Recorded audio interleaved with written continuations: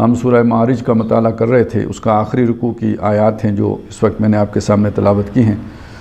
اس سے پچھلی آیات میں جو منظر کشی کی گئی تھی وہ یہ تھی کہ وہ لوگ کہ جو ویسے تو انسان کمزور ہیں، تھوڑ دلا پیدا کیا گیا ہے، یہ مال کی محبت میں گرفتار ہو کے بہت اوچھی حرکتیں کرتا ہے، گھٹیا کردار سامنے آتا ہے، پھر مال کو جمع کر کے رکھتا ہے، یہ اس کی کمزوریاں ہیں۔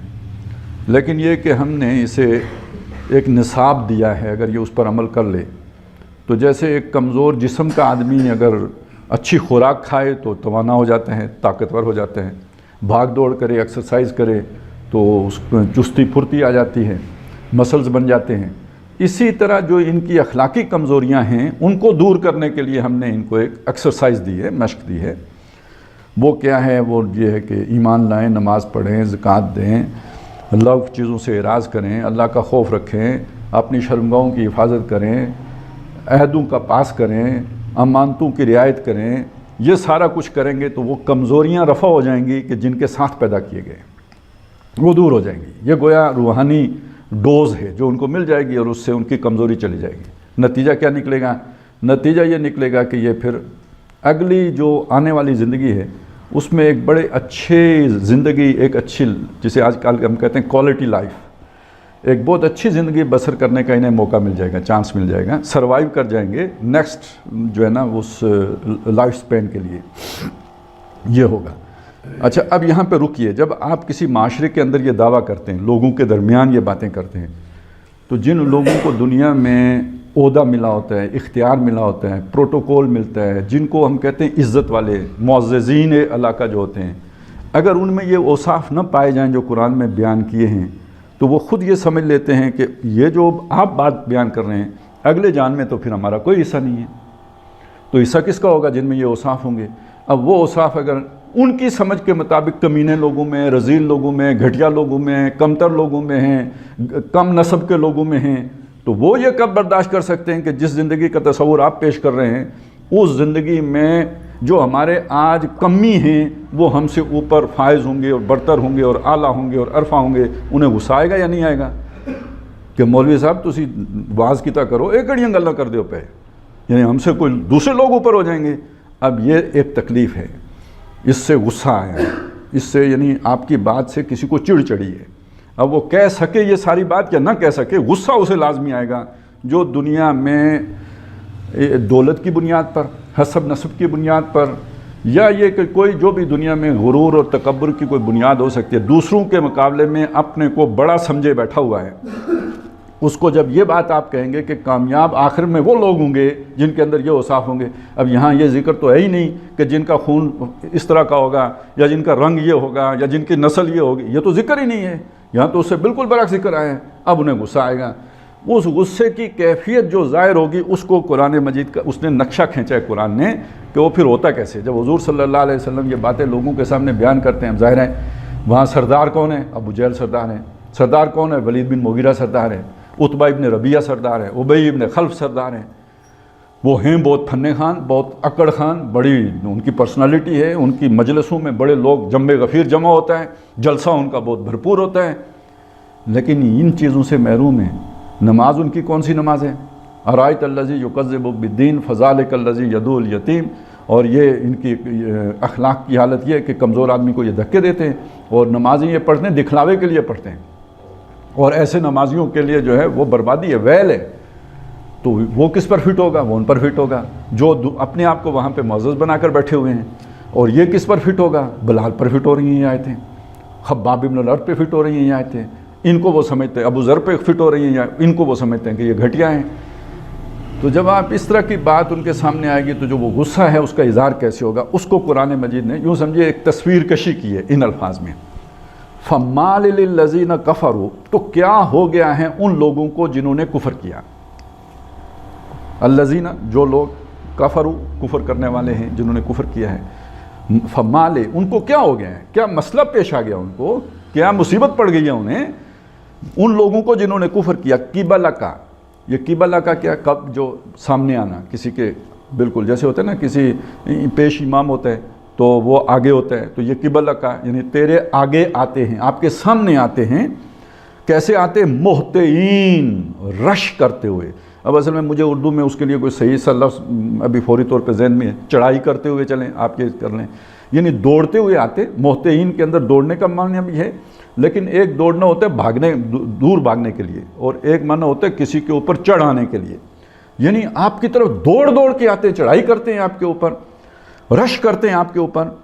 اب یہ اس غصے کا اظہار ہے جو وہ باتیں سن کے ان کو لاحق ہوا، اصل ساڑا کچھ اور ہے، اس کا اظہار تو نہیں کر سکتے کہ جی ہمیں آپ کی فلاں فلاں بات سے اختلاف ہے، وہ تو بنیادی نہیں بن سکتی، تو جسے ہم کہتے ہیں دکھ اور دارو اور، تو اب وہ اپنا وہ دارو یہ کر رہے ہیں، علاج یعنی اپنے اس غم کا اظہار ان صورت میں کر رہے ہیں کہ گویا آپ پر دوڑے چڑھے آتے ہیں، انل یمین دائیں طرف سے بھی، وان الشمال بائیں طرف سے بھی، عزین جھنڈ کے جھنڈ کہیں، گروہ کے گروہ کہیں، یعنی کوئی ایک ایک دو دو نہیں آتے، پورا پورا اکٹھ کر کے آتے ہیں، دائیں سے بھی آتے ہیں بائیں سے بھی آتے ہیں۔ اس کا ایک معنی آپ یہ بھی کر سکتے ہیں کہ اپنے بھی آتے ہیں پرائے بھی آتے ہیں، یعنی دائیں والے وہ ہو گئے کہ جو اپنے رشتہ دار ہیں، دوست احباب ہیں، کوئی جاننے پہچاننے والے ہیں، اور جو آ کے بات بھی کرتے ہیں، ٹھیک ہے، مطلب وہ غصے میں وہ بھی بھرے ہوئے ہیں، لیکن بہرحال اپنا آدمی جب بات کرے گا تو کوئی تمیز سے کرے گا، کوئی وہ جو ہے نا کوئی کم از کم تانا نہیں دے گا، گالی نہیں دے گا، بہت کچھ کرے گا تو تھوڑی وہ ملامت کر دے گا، اور بیگانہ جب آتا ہے تو وہ تو گالی بھی دیتے ہیں، وہ تو بہت بدتمیزی بھی کرتے ہیں۔ تو انل یمین یعنی اس کا یہ معنی بھی ہو سکتے ہیں کہ اپنے، اور انل شمال بیگانے، یہ بھی آپ اس کا معنی کر سکتے ہیں۔ ایک اور معنی بھی ہو سکتا ہے انل یمین کا مطلب طاقت سے، زور سے، یہ مطلب بھی ہو سکتا ہے، کیونکہ دانے ہاتھ میں عام طور پر طاقت زیادہ ہوتی ہے، بعض لوگ بائیں ہاتھ کے ہوتے ہیں، لیکن عام طور پر اصول تو یہی ہے کہ دانا ہاتھ طاقتور ہوتے ہیں، تو دائیں سے آتے ہیں یعنی پورے زور سے آتے ہیں، ایک معنی یہ بھی کیا جا سکتا ہے۔ لیکن سادہ معنی کیا ہے؟ دائیں سے بھی بائیں سے، آپ یہ یوں کہہ لیں نا، چڑھائی کرتے ہیں آپ پر چاروں طرف سے، ہر طرف سے آپ پر چڑھے آتے ہیں، اور یہ غصے سے بکھرے ہوئے آتے ہیں۔ یہ محتین کے اندر جو ہے نا وہ چڑھائی کا معنی، اور وہ چڑھائی اس کے پیچھے جو ہے نا جیسے وہ کچا کھا جانے کے لیے جیسے کوئی دوڑ رہا ہو، یعنی اس طرح آپ کے اوپر دوڑے آتے ہیں۔ لیکن یہ کہ ظاہر اللہ کو پتہ ہے نا اصل مرض کیا ہے، اب اس کو یہاں پہ بیان کیا جو ان کا اصل مرض ہے۔ اَيَطْمَعُ كُلُّ امْرِئٍ مِّنْهُمْ، یہ الفاظ ان میں سے کوئی مشکل نہیں ہے، طمع کرنا، لالچ کرنا۔ اَيَطْمَعُ کیا طمع رکھتا ہے، کلو ہر کوئی، امرئن ان میں جو مرد ہے، انسان ہے، ان میں فرد ہے، منہم ان میں سے ہر آدمی کیا اس بات کا امیدوار ہے، اس بات کی توقع رکھتا ہے، اس بات کی لالچ رکھتا ہے، طمع رکھتا ہے، ان یدخل جنت نعیم، کہ وہ داخل کر دیا جائے گا نعمتوں والی جنت میں۔ پرابلم یہ ہے، آپ نے کیا کہا جنت میں کون جائے گا؟ الا المصلین الذین هم فی صلاتهم دائمون والذین هم فی اموالہم حق معلوم، آپ نے کہا اولئک جنات فی جنات مکرمون، آپ نے کہا یہ جائیں گے، سردار تو یہ ہیں، تو اصل میں ان کو لالچ ہے کہ ہم جنت میں جائیں، اور آپ کہہ رہے ہیں کہ نہیں تم نہیں جاؤ گے جنت میں، وہ جائیں گے، اس پہ انہیں چڑھ رہا ہے۔ حالانکہ یہ نہیں کہا کہ تم نہیں جاؤ گے، یہ صرف یہ بتایا کہ جنت میں جانے والوں کی نشانیاں یہ ہوں گی، انہیں خود پتہ ہے ان کے اندر وہ چیز نہیں ہے۔ بات تو سمجھ گئے، اگرچہ کہ آپ نے نہیں کہی لیکن ان کو اس کی پلے تو پڑ گئی، لہذا اب اللہ تو بیان کر رہا ہے کہ کیا ان میں سے ہر کوئی اس بات کی توقع لگا کے بیٹھا ہے کہ یہ جنت میں جائے گا؟ اب یہاں رک جائیں، وہ تو تھے مشرکین، اللہ کے رسول کو نہیں مانتے تھے، ہم تو مانتے ہیں لیکن ہم اس کی مانتے نہیں، اسے مانتے ہیں اس کی نہیں مانتے، یعنی ان کی تعلیمات پر عمل نہیں کرتے صلی اللہ علیہ وسلم۔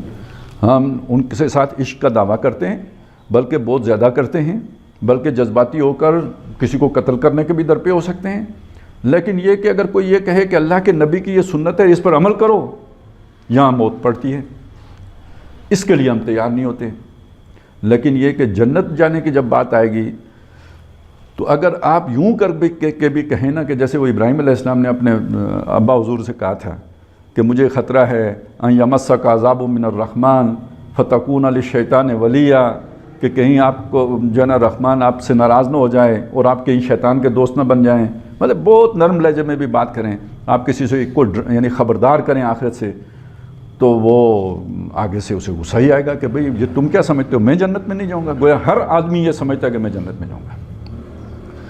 اور یہ آپ عام طور پر دیکھیں گے کہ جو لوگ یہ باتیں بھی کر رہے ہوتے ہیں فلانا حرام خور ہے، فلانا چور ہے، یہ ہے، وہ باقیوں کو دوزخ میں بھیج رہے ہوتے ہیں، اپنے آپ کے بارے میں بے فکر ہوتے ہیں کہ میں تو پکا جنتی ہوں، مجھے تو کوئی مسئلہ نہیں ہے۔ باقی سارے دوزخی ہیں، صرف میں جنتی ہوں۔ تو ہر آدمی اپنی جگہ پہ اپنے تائیں جنتی ہوتا ہے۔ یہی مرض وہاں تھا، یہی مرض آج بھی ہے، یہ ختم نہیں ہو گیا۔ ہم اپنی طرف نہیں دیکھتے، حالانکہ اس معاملے میں اپنی طرف دیکھنا جو وہ جو ہے کوئی دوزخ میں جاتا ہے یا جنت میں جاتا ہے، مجھے اس سے کیا پڑے گی؟ میرا مسئلہ تو میری ذات ہے، قو انفسکم، اپنے آپ کو پہلے مسئلہ تو اپنا ہے، اپنی جان کو بچاؤ۔ تو جو آدمی اپنی طرف نہ دیکھے اور دوسروں کا فیصلہ کرتا پھرے کہ یہ چور ہے، یہ ڈاکو ہے، یہ جنتی ہے، یہ دوزخی ہے، یہی تو خرابی ہے۔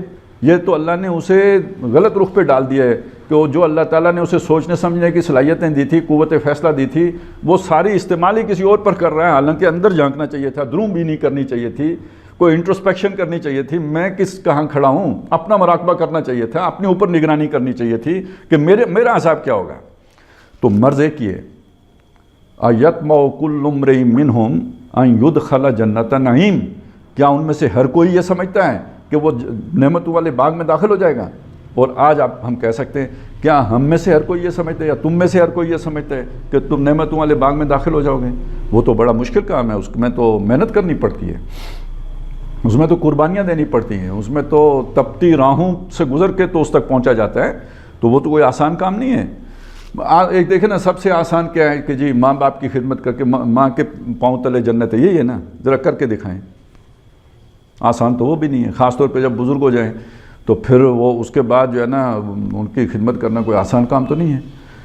تو یہ ہر کام جو جنت میں لے کے جانے والا ہے وہ آسان نہیں ہے، بہت مشکل ہے، لہذا محنت کرنی پڑے گی، محنت کے بغیر تو نہیں ہوگا۔ اور ہم یہ چاہتے ہیں کہ محنت بھی نہ کریں اور جنت بھی مل جائے، یہ مرض ہمیشہ سے چلا ہے۔ اَیَطْمَعُ كُلُّ امْرِئٍ مِّنْهُمْ أَن يُدْخَلَ جَنَّةَ نَعِيمٍ، کلا، ہرگز نہیں۔ یہ نفی ہو گئی پچھلے کی کہ یہ جو سمجھتے ہیں نا کہ جنت میں نہ، ہر ایک کا حساب ہوگا۔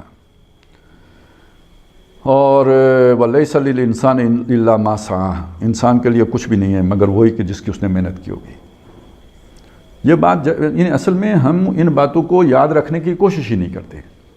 اب وہ دعا ہے، دیکھیں کتنی بڑی دعا ہے، ہم ہر نماز میں پڑھتے ہیں، ربنا آتنا فی الدنیا حسنہ وفی الآخرۃ حسنہ وقنا عذاب النار۔ یہ ہم نے مانگا، یہ ہمیں مانگنے سے یقین ہو گیا کہ ہمیں یہ مل گیا۔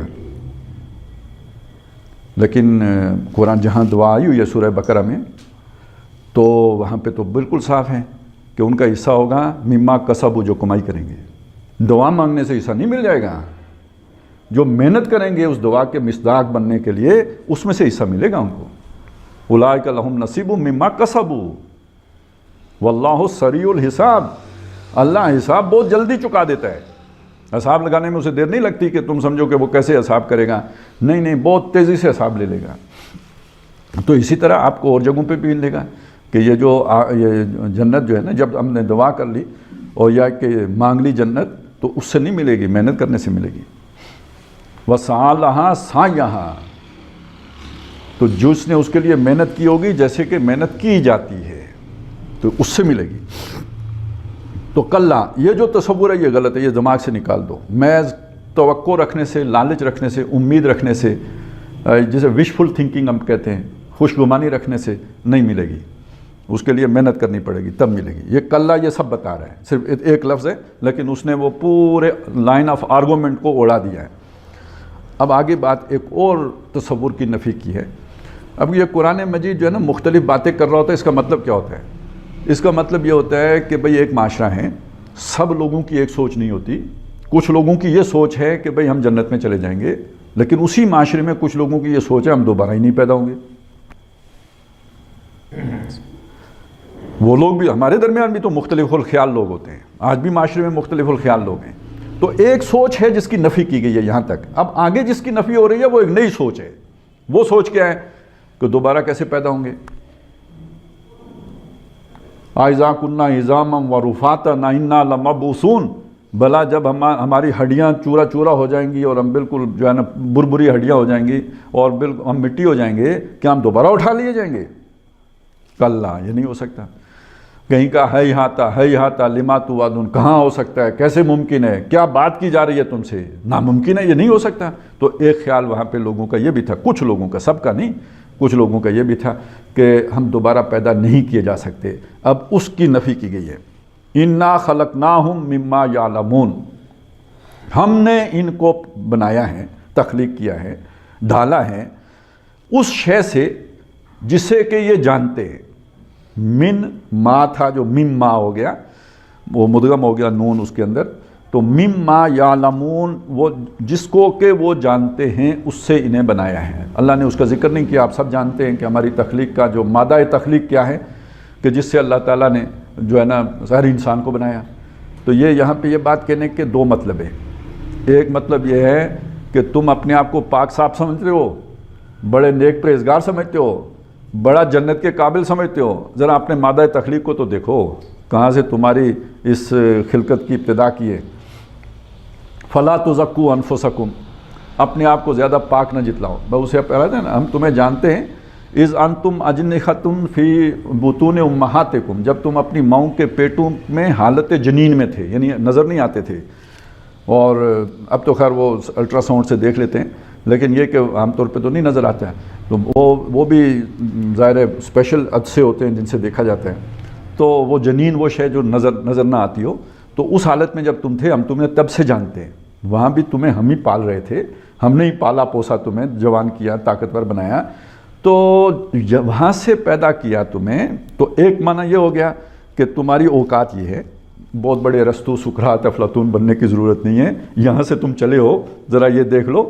और दूसरा इसका माना यह है कि जिस हस्ती ने इस हकीर मादे से ये अलस्तु और सुकरात और बुकरात बना लिए, उसके लिए क्या नामुमकिन है कि दोबारा उसे बना लें? मतलब माकूल बात क्या होती है, पहली दफ़ा बनाना मुश्किल होता है। वो हिट एंड ट्रायल के मरले पहले मरले में आते हैं। जब आप एक दफ़ा बना लें कामयाबी के साथ, तो दूसरी दफ़ा उससे अच्छा ही बनाएंगे, बुरा तो नहीं बनाएंगे। पहली दफ़ा बनाना मुश्किल है, तो एक माकूल सी बात है कि अगर पहली दफ़ा बना लिया तो दूसरी दफ़ा क्यों नहीं बना सकेंगे। चुनाचे सूरह बनी इसराइल में असल में यही दलील थी कि ये कहते हैं कि जनाब हम कैसे दोबारा पैदा होंगे, कौन करेगा पैदा। कुल लज़ी फ़तरकुम अव्वल मर्रा, इनसे कहिए नबी वो पैदा करेगा जिसने पहली दफ़ा पैदा किया था। तो जिसने पहली दफ़ा कर लिया वो दूसरी दफ़ा भी कर लेगा, उसमें क्या उसे मुश्किल पेश आएगी। इन्ना खलकनाहुम मिम्मा यालमून, तो हमने इनको बनाया है उस शय से कि जिसको ये जानते हैं।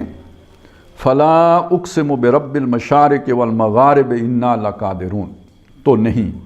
अब यहाँ ये जो तो नहीं है, इसका मतलब क्या है कि दोबारा नहीं बना सकने का जो इनका ख्याल है ये सही नहीं है, ये गलत ख्याल है इनका, ये ख्याल बातिल है। उक़सिमु, मैं कसम खाता हूँ। कौन कहता है ये? अल्लाह कहते हैं। मैं आपको समझा चुका हूँ, जब अल्लाह कसम खाता है तो गवाही के लिए खाता है। वैसे कसम हमेशा जब भी खाई जाती है गवाही के लिए खाई जाती है। हम भी जब कसम खाते हैं तो गवाही के लिए ही खाते हैं, शहादत देने के लिए खाते हैं। लेकिन ये कि हमारी और अल्लाह की कसम में फ़र्क क्या है कि इंसान जब कसम खाएगा तो किसी अजीम हस्ती की खाएगा, इसलिए किसी और की कसम खाने से मना किया गया। सबसे अजीम अल्लाह है तो अल्लाह की कसम खाओ जो अज़मत वाला है। तो इंसान कसम खाएगा अज़मत वाले की, और मुराद क्या होता है कि मैं और आप जो काम कर रहे हैं इस पर अल्लाह गवाह है, या जो मैं दावा कर रहा हूँ अल्लाह ताला हाज़िर नाज़िर है उसके ऊपर, गवाह है उसके ऊपर। तो असल मकसूद गवाही होता है। जब अल्लाह कसम खाता है तो उससे बड़ा तो कोई है नहीं, उससे अजीम कोई नहीं, तो महज़ गवाही मुराद होती है। उक़सिमु, मैं कसम खाता हूँ बिरब्बिल मशारिक़ वल मग़ारिब, मशरक़ों और मग़रबों के रब की। अब यहाँ पे एक दो तीन मसले आ गए। एक मसला तो ये आ गया मशारिक़ और मग़ारिब, वैसे तो हम कहते हैं मशरिक़ और मग़रिब, तो बाज़ जगहों पे मशरिक़ैन भी आया है, रब्बुल मशरिक़ैन व रब्बुल मग़रिबैन, जैसे सूरह रहमान में आया है। दो मशरक़ों का रब है और दो मग़रबों का रब है, और रब्बुल मशरिक़ और रब्बुल मग़रिब भी हैं। और यहाँ रब्बुल मशारिक़ वल मग़ारिब, मशरक़ों का रब और मग़रबों का रब। तो इससे मुराद जो आसान अल्फाज में आप मुराद लें तो यहाँ मुराद क्या है, ये सारी जो कायनात है इसका मालिक है। असल मुराद तो ये होगी, मुराद ये होगी। बाकी ये कि अब आप इसकी तफसील में जाएं तो देखें, ये जो सूरज का सफ़र है ना, इसमें हर नुक्ता एक ही वक्त में मशरिक़ भी है और मग़रिब भी है। मशरिक़ किसे कहते हैं? यानी जिस तरफ से पो फुटती है ना, यानी सूरज रोशन होता है वो मशरिक़ वाली साइड है, जिधर गुरूब होता है वो मग़रिब वाली साइड है। तो जिस नुक्ते पर अभी खड़ा है ना, कहीं पे तो खड़ा होगा ना, तो किसी जगह से गुरूब हो रहा होगा या नहीं? वो जहाँ से गुरूब हो रहा है उसके एतबार से मग़रिब में है, اور کہیں طلوع ہو رہا ہوگا یا نہیں، کہیں طلوع بھی ہو رہا ہوگا، تو جدھر طلوع ہو رہا ہو اس کے اعتبار سے مشرق میں ہے۔ تو یہ اس کا پورا سفر یہ مشرق اور مغربوں کا سفر ہو گیا، ہر آن وہ مشرق میں بھی ہیں اور مغرب میں بھی ہیں۔ ایک تو یہ مطلب ہو گیا۔ ایک اور مطلب بھی ہے کہ یہ اگر آپ کو تھوڑا وہ پتہ نہیں، اب تو میرا خیال ہے جغرافیہ اتنا پڑھاتے بھی نہیں ہیں، تو وہ تھوڑا سا بھی پڑھا ہو تو یہ جو خط استوا ہوتا ہے اس سے سورج کا سفر اوپر اور نیچے بھی ہوتا ہے، یعنی شمال کی طرف بھی جاتا ہے، جنوب کی طرف بھی جاتا ہے۔ آپ کے اپنے مشاہدے کی بات ہے، آج کل یہ جو ہے نا جنوب کی طرف چلا گیا ہے، جب گرمیاں آتی ہیں تو بالکل سر کے اوپر آ جاتا ہے، بلکہ تھوڑا نارتھ کی طرف بھی ہو جاتا ہے۔ تو اب اس کا مطلب یہ ہے کہ یہ مشرق اور مغرب بھی بدلتے رہتے ہیں، یعنی ایک جگہ جو ہمارا مقام ہے اس کے اعتبار سے بھی سردیوں کا مشرق اور ہوتا ہے اور گرمیوں کا مشرق اور ہوتا ہے، اور سردیوں کا مغرب اور ہوتا ہے اور گرمیوں کا مغرب اور ہوتا ہے۔ ٹھیک ہو گیا؟ تو یہ کئی مشرق اور کئی مغرب ہو گئے، یہ بھی معنی آپ لے لیں۔ اصل مراد جو میں نے آپ کو بتا دی وہ ذہن میں رکھیں، اس ٹیکنیکل بحث میں الجھنے کی ضرورت نہیں ہے۔ مراد کیا ہے؟ یہ سارا کچھ جو بنا ہوا ہے، جو کائنات ہے، اس سب کا رب کون ہے؟ اور رب کے معنی پہ آ جائیں۔ یہ صرف خلق کے معنی میں نہیں استعمال ہوتا ہے، بنانے والا خالق، فاطر، بدیع و علیحدہ الفاظ ہے۔ رب اصل میں بنانے سے آگے کی، اس میں ایک معنی ملکیت کا بھی آتا ہے، رب الدار گھر کا مالک، رب المال مال کا مالک، ایک معنی ملکیت کا بھی آتا ہے۔ رب کے اندر ماسٹر والا معنی آقا وہ بھی پایا جاتا ہے، اور اس کے اندر ایک معنی جو ہے وہ پالنہار کا بھی پایا جاتا ہے، پروردگار پرورش کرنے والا، اور مالک کی ذمہ داریاں جو ہوتی ہیں اس میں ضرورتیں پوری کرنا ہوتا ہے نا۔ مالک مطلب آپ بکری کے مالک ہیں تو اس کی گھاس، خوراک، پانی کا بندوبست کون کرے گا؟ آپ کریں گے، مالک کا کام ہے۔ تو یہ ربوبیت کا پہلو بھی اس کے اندر آ گیا، بلکہ یہ کہ حفاظت کون کرے گا؟ شیر حملہ کرے یا کوئی بکری کو نقصان پہنچنے کا کہیں سے خدشہ ہو، اس سب کا بندوبست کون کرے گا؟ مالک۔ تو جو رب المشارق والمغارب، تو یہ ساری کائنات کا اہتمام اور انتظام کون کرے گا؟ جو رب المشارق اور مغارب ہیں۔ تو یہاں اصل دلیل کیا ہے؟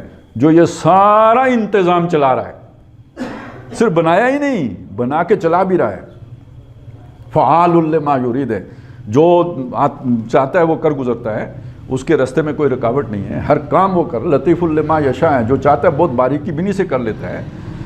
تو یہ سارا جو نظام ہستی چلا رہا ہے، کیا اس کے لیے اب دیکھیں انسان کی حیثیت کیا ہے اس پوری کائنات میں؟ تھوڑا بہت اگر آپ فزکس کو بھی تھوڑا دیکھیں نا، یہ جو کائنات کا ایک تعارف کرایا جاتا ہے، گلیکسیز ہیں، پھر ان گلیکسیز کے اندر جو ہے نا ہمارے اپنے نظام شمسی ہے جیسے، تو پھر نظام شمسی، اب ایک سورج ہی ہماری زمین سے کتنا بڑا ہے، مجھے تو حساب ہی نہیں آتا، مطلب اس کی کوئی نسبت ہی نہیں سمجھ میں آتی کہ کیا کس نسبت سے بیان کروں۔ اس زمین کے اوپر دیکھیں اب سمندر، پانی زیادہ حصے میں ہے، خشکی تھوڑے حصے میں ہے، اس خشکی کے اوپر کتنے بڑے بڑے جو ہے نا صحرا ہیں، پہاڑ ہیں اونچے اونچے، اور یہ 7 ارب انسان، 8 ارب انسان یہاں پہ بستے ہیں، ان میں سے ایک میں کیا حیثیت رکھتا ہوں؟ تو پوری کائنات کے مقابلے میں میرا نظام شمسی کیا حیثیت رکھتا ہے؟ اور اس نظام شمسی کے اندر زمین کی کیا حیثیت ہے؟ کوئی سمجھ آ رہی ہے میری بات کی؟ تو جس نے یہ سارا کچھ بنا لیا، یہ چوچا اٹھ کے کہتا ہے کہ مجھے کیسے بنائے گا؟ اصل میں بات یہ ہے کہ فلاں اقسم، میں گواہ بناتا ہوں اس سارے نظام ہستی کو، انا لقادرون، ہم کر سکتے ہیں۔ یہ قادرون جو ہے نا قدرت رکھنا، تو یہ بعض جگہوں پہ اس طرح بھی آیا ہے نا، انتم اشد خلقا ام السماء، کیا تمہارا بنانا مشکل ہے یا یہ سارا نظام ہستی بنانا مشکل ہے؟ تو یہ ہے اصل میں جو دلیل، کہ دیکھیں اگر ذرا بھی انسان معقولیت اختیار کرے تو دلیل تو پوری ہے کہ جو یہ سارا کچھ بنا لیا جس نے، اس کے لیے یہ جو ہے نا چھوٹا سا انسان بنانا کیا مشکل کام ہے۔ لیکن آپ اگر اس سے اپنے آپ کو کاٹ دیں اور یہ سوچنا شروع کر دیں مجھے کیسے بنائے گا، تو پھر پریشان ہو جائیں گے، پھر شکوک و شبہات گھیر لیں گے، وساوس دامنگیر ہو جائیں گے۔ تو ذرا اپنی سوچ کو بڑا کریں اور آفاقی بنائیں، اور اس کی تناظر میں دیکھیں تو سمجھنا مشکل ہی نہیں ہوگا، دل گواہی دے گا کہ کر سکتا ہے، جس نے اتنا کر لیا اس کے لیے یہ کرنا کیا مشکل ہے۔ عقل میں بات سمجھ میں نہ بھی آئے، دل مان لے گا کہ یہ ہو سکتا ہے۔ وَإِنَّا لَقَادِرُونَ، کس بات کی قدرت رکھتے ہیں؟ عَلَىٰ أَن نُبَدِّلَ خَيْرًا مِّنْهُمْ، کہ ہم تبدیل کر دیں، ہم بدل کے لے آئیں، خیرم منہم، ان سے زیادہ بہتر۔ اچھا، اب یہ ان سے زیادہ بہتر کے جب الفاظ آئیں گے تو اس سے جو وہاں پہ بحث مباحثہ ہے، وہ جو سارا ماحول ہے، اس ماحول کے اعتبار سے جو بات بنے گی وہ یہ کہ یہ تو شریر لوگ ہیں، خیر لوگ نہیں ہیں، شر لوگ ہیں، ان سب کو ختم کریں اور اس مکے میں بہترین لوگوں کو آباد کر دیں۔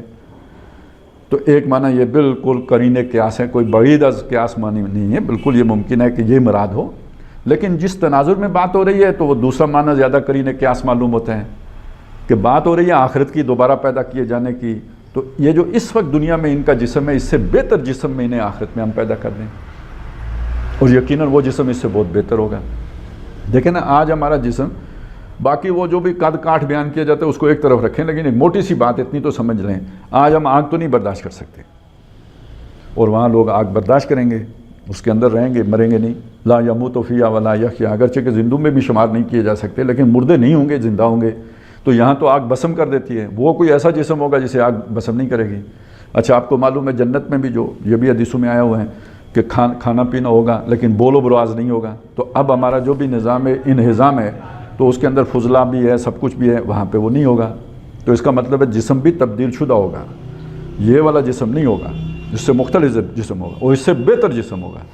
اور یہ جس نے پہلی دفعہ اس جسم میں پیدا کر لیا، اس کے لیے اس سے بہتر جسم دینا چندہ مشکل نہیں ہے، قطعاً مشکل نہیں ہے، وہ اس سے بہتر طور پہ پیدا کرے گا۔ وما نحن بمسبوقین، اور ہم عاجز نہیں ہو گئے، تھک نہیں گئے۔ ہوتا ہے نا بندہ کام کر کر تھک جائے، تو کوئی مشکل کام درپیش ہو، جب آپ تھک جاتے ہیں تو پھر وہ کام غلطی ہو جاتی ہے اور وہ صحیح نہیں ہوتا، مطلب تھوڑی سی تھوڑی غلط لگی، وہ اب تو خیر مشینوں پہ بن جاتے ہیں نا، پہلے یہ سنیارے جو ہوتے تھے، سنیارے کی ٹھک ٹھک آپ نے سنا ہوا ہے نا، کیا ہوتا ہے جی، لوہار کی ایک اور پتہ نہیں، ہاں 100 سنار کی اور ایک لوہار کی، تو وہ یہی سنارا تو آہستہ آہستہ مارتا ہے، وہ ذرا سے زور سے مارے، اس کی وہ تان ذرا سے ٹوٹ جائے تو وہ جو تار بنا رہا ہوتا ہے نا سونے کی، وہ ٹوٹ جاتی ہے، وہ ساری محنت خراب ہو جاتی ہے۔ وہ بڑی ایک حساب سے، ایک ردم سے اسے مارنا پڑتا ہے۔ تو کہنے کا مطلب یہ ہے، اگر وہ تھک جائے تو اس کا وہ ریدم ٹوٹ جائے گا، وہ ایک جو ہے نا سٹ اس کی غلط لگ جائے گی اور وہ ساری محنت پہ پانی پھر جائے گا۔ اسی لیے کہتے ہیں نا، موٹر وے پہ گاڑی چلاتے ہوئے جب تھک جاؤ تو ذرا آرام کر لو، ریسٹ کر لو، کیونکہ تھکاوٹ میں انسان کا دماغ صحیح کام نہیں کرتا، جسم صحیح رسپانس نہیں کرتا، تو اس سے غلطی ہو سکتی ہے۔ ہم نہیں تھکے، وما نحن بمسبوقین، ہم نہ عاجز ہوئے نہ تھکے۔ فذرہم، حقیقت یہ ہے، اب ان کو اگر نہیں سمجھ آ رہی تو ان کے پیچھے آپ اپنے آپ کو پریشان نہ کریں۔ فذرہم، انہیں چھوڑ دیجیے۔ اب یہ چھوڑ دینا بھی یہاں ایک خاص معنی دے رہے ہیں۔ ایک چھوڑ دینا یہ ہوتا ہے کہ جی آپ نے بالکل ہی کسی کو، جیسے آپ نے کوئی شے پکڑی ہوئی تھی، چھوڑ دی، وہ جا کے زمین پہ گر گئی، اس معنی میں یقیناً نہیں ہے۔ یہ جیسے ہمارے محاورے میں ہوتا ہے نا، ہم کہتے ہیں چھوڑو جی کیا گل کرنے ہو، تو اس کا یہ مطلب نہیں ہوتا کہ آپ نے اس بندے سے قطع تعلق کر لیا ہے۔ یہ چھوڑ دینا یہاں قطع تعلق کے معنی میں نہیں ہے، یعنی ان کی باتوں کو چھوڑ دیں، یہ اس سے جو آپ کو رنج پہنچ رہا ہے اس رنج کو چھوڑ دیں۔ فذرہم، انہیں چھوڑے رکھیے، ان کے حال پہ چھوڑ دیں۔ یاخوذو، یہ خوض کہتے ہیں، آپ نے غور و خوض کے الفاظ سنے ہوں گے، غور کرنا، غور اصل میں غار سے ہے نا، گہرائی، کسی چیز پہ گہرے جو ہے نا وہ اس کی گہرائی میں اترنا، اور خوض کرنا اس کے اندر سے یعنی چھانٹی کرنا، کوریدنا اس چیز کو، تو مطلب اس کے اجزاء علیحدہ علیحدہ کرنا۔ لیکن یہاں خوض منفی معنی میں آیا ہے، مثبت معنی نہیں دے رہا، منفی معنی دے رہا ہے، اور وہ ایک ایسی عادت کو بیان کر رہا ہے کہ جو آدمی بات نہیں ماننا چاہ رہا ہوتا تو وہ اس میں سے جو ہے نا ہم کیا کہتے ہیں جی، حجتیں نکالنا، اس بات کے اندر سے بہانے نکال رہا ہوتا ہے، حجتیں نکال رہا ہوتا ہے، جسے عام محاورے میں کہتے ہیں کہ خوئے بدرا بہانۂ بسیار۔ جس بندے نے کام نہ کرنا ہو تو وہ 10 بہانے بنا لیتے ہیں، او جی بارش ہے، او جی یہ کیا تو پھر یہ ہو جائے گا، ابھی آج اگر پلسٹر کیا تو ٹھنڈ ہے خراب ہو جائے گا، تو جس نے کام نہ کرنا ہو اس نے کوئی نہ کوئی بہانہ بنا لینا ہوتا ہے۔ اب یہ جو خوض کے اندر جس بہانے کا ذکر ہے وہ ہے ایک جو محاورہ ہے بال کی کھال اتارنا، یعنی ایک بات ہے سیدھی سی سمجھ آ گئی، اب اس لفظ کو لے کے بیٹھ جائیں اور اس کو ادھیڑنا شروع کر دیں، اچھا اس کا یہ مطلب ہے تو پھر یہ مطلب بھی تو ہو سکتا ہے۔ یہ ہے خوض، یہ ناپسندیدہ عمل ہے، موٹی یعنی اصل بات جو پھر سمجھ لیجئے، الفاظ ہیں، اللہ کے الفاظ ہونے کی حیثیت سے مقدس ہیں، بہت جو ہے نا اعلیٰ اور عرفہ ہیں، اس میں کوئی اللہ کا کلام ہے، کوئی شک نہیں ہے، لیکن اصل بات کیا ہوتی ہے؟ اصل بات ہوتی ہے کہ جو اللہ تعالیٰ سمجھانا چاہتا ہے، جو تصور، جو تخیل، جو خیال، جو کانسیپٹ ہمیں سمجھانا چاہ رہا ہوتا ہے، الفاظ کو اس کا ذریعہ بناتا ہے۔ ہم بھی آپس میں جب بات کرتے ہیں، ایک خیال میرا ہے، اس خیال کو میں نے آپ کو تک پہنچانا ہے، کیسے پہنچاؤں گا؟ الفاظ کی مدد سے پہنچاؤں گا۔ اب مجھے الفاظ کا چناؤ کرنا ہے، تو ضروری نہیں کہ میں اپنے خیالات کی عکاسی کے لیے مناسب الفاظ کا چناؤ بھی کر لوں، بعض اوقات غلطی ہو جاتی ہے، الفاظ کا انتخاب رسوا کر دیتا ہے، غلط لفظ منتخب ہو جاتا ہے۔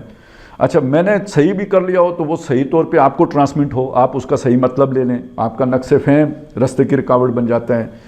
تو جو میرا خیال ہے، اصل چیز آپ نے جو جسے ہم کہتے ہیں پجنا، یعنی جس کو پانا یا جس کو سمجھنا، وہ کیا ہے؟ وہ میرا خیال ہے۔ تو آپ اگر میرے خیال کو چھوڑ کر میرے الفاظ کے اس میں الجھ جائیں تو یہ ناسمجھی کی بات ہے، یہ خوض کی علامت ہے۔ تو یہ قرآن مجید میں بھی خوض کر رہے ہیں، اس کی بال کے کھال ادار رہے ہیں، المین میخ نکال رہے ہیں، اس کے اندر سے جو ہے نا حجتیں نکال رہے ہیں۔ تو ان کو یہ ان کا کھیل ہے، اور یہ کھیل بھی بڑا دلچسپ ہوتا ہے۔ جن لوگوں کو یہ عادت پڑ جاتی ہے، شاعر لوگ کیا کرتے ہیں؟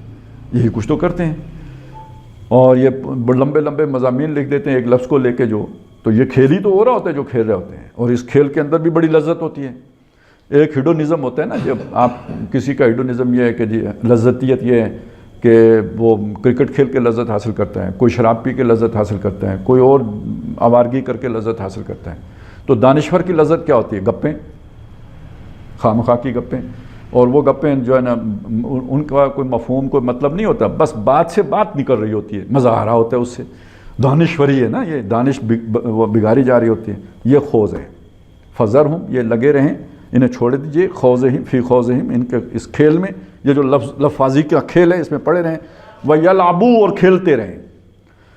قرآن مجید یہ کہتا ہے یہ زندگی بہت سیریس ہے، سنجیدہ ہے، اس کو لائٹ مت لو، اسے کھیل کود کی معاملہ نہ سمجھو۔ یہ جتنے لوگ گمراہ ہوئے، بدراہ ہوئے، یا جنہوں نے نبیوں یا رسولوں کی بات کی طرف کان نہیں دھرے، وہ اسے لائٹ لیتے رہے، زندگی کو انہوں نے سنجیدہ نہیں لیا، تب وہ یہ اس طرف گئے۔ تو یہ کھیل میں لگے رہے، حتیٰ یلاقو، یہاں تک کہ ان کی ملاقات ہو جائے، جہاں ملیں یہ ملاقات کر لیں، یومہم، اپنے اس دن سے، الذی یوعدون، کہ جس کا وہ وعدہ کیے جا رہے ہیں، جس کا ان سے وعدہ کیا گیا تھا، اس دن سے جا کے مل جائیں۔ مطلب یہ کہ جس دن سے انہیں ڈرایا گیا تھا، مراد ہے آخرت کا دن، یعنی یہ اسی میں لگے رہیں، موت آئے پھر جا کے وہاں پہ آنکھ کھلے گی تو تب انہیں سمجھ آئے گی۔ یوم یخرجون من الاجداث، وہ دن وہ ہوگا جس دن یہ اپنی قبروں سے نکلیں، اجداث جہاں پہ گڑے ہوئے تھے وہ اس جگہوں سے اٹھیں گے، یخرجون، اور یخرجون خارج ہوں گے، قبروں سے برآمد ہوں گے، سراعن، یہ جو لفظ ہے سراعن، یہ لفظ ہے سرعت سے، تیزی، یعنی ایک آدمی بستر سے اٹھتا ہے، بہت سست ہوتا ہے، قائل ہوتا ہے، آنکھیں ملتے ہوئے اٹھتا ہے، انگڑائی لیتا ہے، وہ پاؤں بھی اس کے بھاری ہوئے ہوتے ہیں، مشکل سے چلتا ہے، لیکن یہ وہاں سے جب اٹھیں گے نا، اٹھتے ہی چوتھے گیئر میں لگیں گے، سراعن، تیزی کے ساتھ نکلیں گے اس سے۔ اور تیزی کیسی ہوگی؟ کأنہم الی نصب یوفضون، گویا کہ نصب، اصل میں یہ نصیب کی جمع ہے، نصیب کہتے ہیں، نصیب ہم کہتے ہیں میرے نصیب برے، تو وہ اور ایک اس معنی میں جو بھی آپ اسے رکھیں، اصل بات کیا ہوتی ہے؟ نصیب کہتے ہیں گاڑے ہوئے پتھر کو، جو کہیں پہ آپ نے گاڑ دیا، نشان کے طور پر گاڑا ہوا پتھر، یعنی آپ نے کوئی باؤنڈری کا تعین کیا تو پتھر گاڑ دیا، وہ بھی نصیب ہے۔ یا آپ نے یہ طے کیا کہ بھئی اس پتھر کو جا کے ہاتھ لگانا ہے، میں نے اور آپ نے دوڑ لگانی ہے تو اس پتھر کو جا کے ہاتھ لگانا ہے، وہ آپ نے زمین کے اندر گاڑ دیا، تو یہ نصیب ہے، اسی کی جمع نصب ہے۔ اچھا، اسی معنی میں استھان آتے ہیں نا، وہ جو ان کے وہ جو ہوتے ہیں نا درگاہیں، جہاں جا کے وہ پوجا پاٹ کرتے ہیں، اس کو بھی استھان یا نصب کہا گیا، جہاں پہ انہوں نے اپنے بت گاڑے ہوئے ہیں، وہ بھی پتھروں پہ بنے ہوئے اصنام ہیں، تو وہاں پہ گڑے ہوئے ہیں۔ تو یہ یہاں پہ اس معنی میں نہیں ہے، یہاں کوئی نشان ہے جس تک دوڑ کے پہنچ رہے ہیں، گویا دوڑ کا مقابلہ ہو رہا ہے، جیسے آپ اولمپک گیمز میں دیکھتے ہیں تو کیسے اندھا دھند دوڑ رہے ہوتے ہیں، تو گویا اندھا دھند دوڑیں گے۔ اصل بات جو سمجھائی جا رہی ہے، نکلتے ہی وہ رفتار پکڑیں گے، کانہم الی نصب یوفضون، جیسے کہ انہوں نے دوڑ کر ایک دوسرے سے آگے بڑھ کر کسی مقررہ نشان تک پہنچنا ہوگا۔ یہ یوفضون جو ہے نا، یہ لفظ فیض سے بنا ہے، اور فیض جو ہوتا ہے نا، اصل میں وہ ایک کسی کی مہربانی لیکن مہربانی بے پایاں ہو تو اسے کہتے ہیں فیض۔ تو افاظہ یفیض جو ہے اس کے معنی کے اندر جو آتا ہے کہ جیسے کوئی شے ایک دم امڑ پڑے۔ یہ عرفات جو میں جب جاتے ہیں نا حاجی تو مغرب کا انتظار کر رہے ہوتے ہیں، جو ہی وہ مغرب کا وہاں پہ تو وہ گولا پھاٹتے ہیں نا، تو جو ہی وہ آواز آتی ہے نا ایک دم جو ہے نا سارے لوگ، اب وہ لاکھوں میں لوگ ہوتے ہیں، وہ سارے وہاں سے نکلنے کی کوشش کرتے ہیں۔ اس کو کہا کہ فَإِذَا أَفَضْتُم مِّنْ عَرَفَاتٍ، جب تم وہ سارے گویا جو رش کر کے نکلو عرفات سے، تو یہ افاظہ یفیض یہ معنی دے رہا ہوتا ہے۔ تو یوفیضون، اب آپ دیکھیں نقشہ ذہن میں لے کے آئیں، تصور کریں یہ چھوٹا سا اجتماع ہوتا ہے، تو جب یا اسکول میں چھٹی ہوتی ہے تو بچوں کا نکلنا ذرا ذہن میں لائیں۔ اب یہاں پہ کیا منظر ہوگا؟ آدم علیہ السلام سے لے کے تا صبح قیامت تک جتنے انسان ہیں وہ ایک دم قبروں سے اٹھے اور یوفیضون ہو گئے۔ بسم اللہ الرحمن الرحیم۔ اور اس کا تجربہ ہر اس فرد کو ہوا ہوگا جو شعور رکھتا ہے اور اس نے کسی بھی سطح کا تربیتی کورس کیا ہو، کہ جس ڈاکٹر اسرار احمد کی فکر سے وہ متاثر ہو کے تنظیم میں آیا ہے، تنظیم کے تربیتی کورسز نے سب سے پہلے اسے اسی فکر سے دور کرنے کی کوشش کی ہے اور ڈاکٹر اسرار سے دور کرنے کی کوشش کی ہے اور روایت کا سہارا لیا ہے۔ ایسا تربیتی نظام مرتب کیا گیا کہ جو فکری انتشار کا باعث بنے، ایک دوسرے سے متصادم چیزیں۔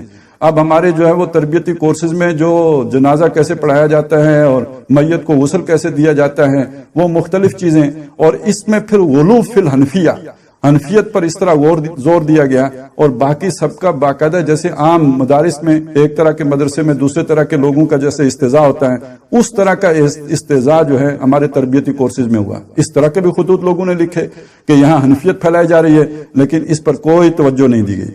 سالانہ اجتماع کے موقع پر ایسے لوگوں سے تقریریں کرانا جنہوں نے آپ کے فکر کے مصادر کی دھجیاں اڑائیں، جنہوں نے ڈاکٹر اسرار اور مولانا مودودی کو غلام احمد پرویز کے ساتھ لا کے جوڑ دیا، تو یہ در حقیقت یہ کوئی ایک دفعہ نہیں ہوا، یہ متعدد بار ہوا۔ اگر آپ کو یہ ساری میری باتیں اب جو ہے وہ سامنے رکھیں اور میری پچھلی 4-5 سالانہ اجتماعات کی تقریریں سنیں، پھر آپ کو سمجھ آئے گی کہ میں کیا کہہ رہا تھا۔ تو یہ بات ہے کہ سالانہ اجتماع تک ایسے لوگوں کو مواقع دیے گئے جو فکری انتشار کے باعث بنے۔ ایک نظریاتی جماعت، ایک انقلابی جماعت سب سے زیادہ حساس اپنے فکر کے بارے میں ہوتی ہے، اور وہاں پہ فکری انتشار کسی طور پر گوارا نہیں کیا جاتا۔ آپ نے اگر بانی تنظیم اسلامی کا نجوہ کے حوالے سے سنا ہو تو وہی تو ہے یہ بات کہ یہ جو نجوہ ہیں اور لابیاں بننا ہے، مختلف گروہوں کا وجود میں آنا ہے ایک انقلابی جماعت کے اندر، یہ اس کے لیے سم قاتل ہے۔ یہاں انہیں پروموٹ کیا گیا، انہیں ایجنڈے دیے گئے اور انہیں اپنے ایجنڈے کے لیے استعمال کیا گیا۔ لٹریچر کا مطالعہ کراتے ہوئے، اور یہ خود امیر تنظیم اسلامی بھی یہ کام کرتے رہے، اور جب وہ کر رہے تھے تو ان کو دیکھ کر ان کے جو ساتھی مدرسین تھے انہوں نے بھی کیا کہ جب لٹریچر کا مطالعہ ہو رہا ہو تو اس میں جو اس طرح کے مباحث آئیں جو کاٹنے والے ہوں، جو ان کے مرضی کے خلاف ہوں، ان صفحات کو بغیر پڑھے الٹ دینا، یا یہ کہ ان کی تشریح سے دانستہ جان بوجھ کر گریز کرنا۔ یہ تو ایک واقعہ فیصل آباد میں میرے ساتھ پیش آیا کہ جب عقل و نقل کی کشمکش پڑھائی جا رہی تھی اور سر سید احمد خان کی بالکل ایک یخرخی تصویر پیش کی جا رہی تھی، تو اس پہ جو ڈاکٹر صاحب نے سر سید احمد خان کے حوالے سے مثبت باتیں بھی کی ہوئی ہیں اور لکھی ہوئی بھی نشرت ثانیہ میں بھی موجود ہیں اور وہاں پہ بھی، اور اس میں یہ بات بھی ہے کہ سر سید نے جو بات سوچی تھی وہ بالکل ٹھیک تھی، باقی ان سے جو غلطیاں ہوئیں اس وقت کے حالات تھے جن کی وجہ سے وہ غلطیاں ہوئی ہیں۔